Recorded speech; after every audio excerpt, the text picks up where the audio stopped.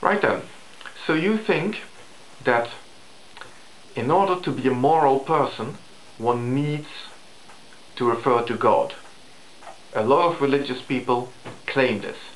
I don't know how many times I've had to read or listen to people saying that somebody who does not know God cannot be a moral person.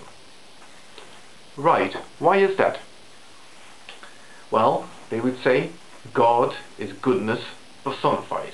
In order to be able to establish which is morally good and which is evil, one needs to look at God.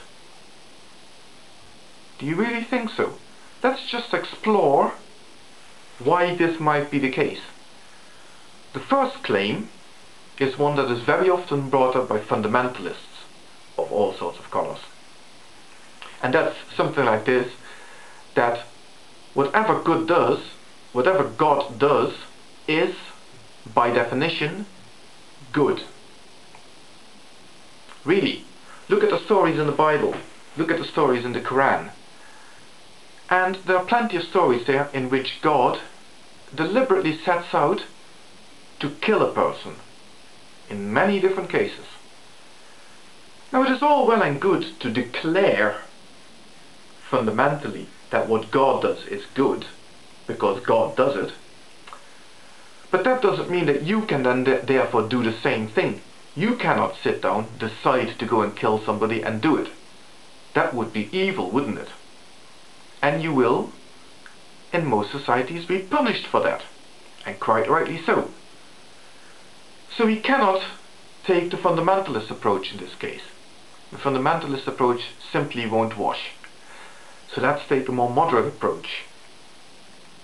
God does certain things because they are good. Very interesting.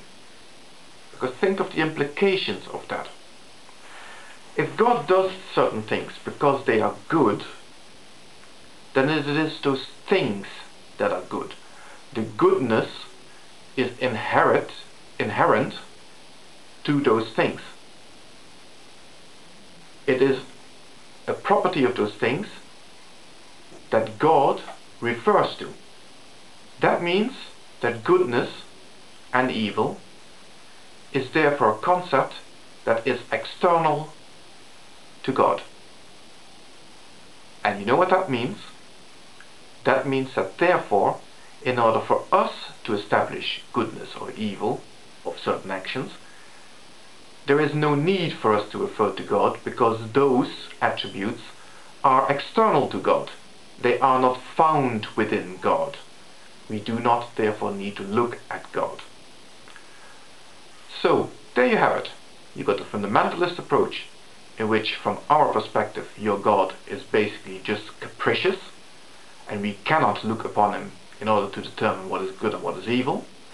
Or you've got the moderate approach, in which your God becomes irrelevant. It's up to you, it's your choice, it's your God. I don't believe in it anyway. Goodbye, and have a nice day.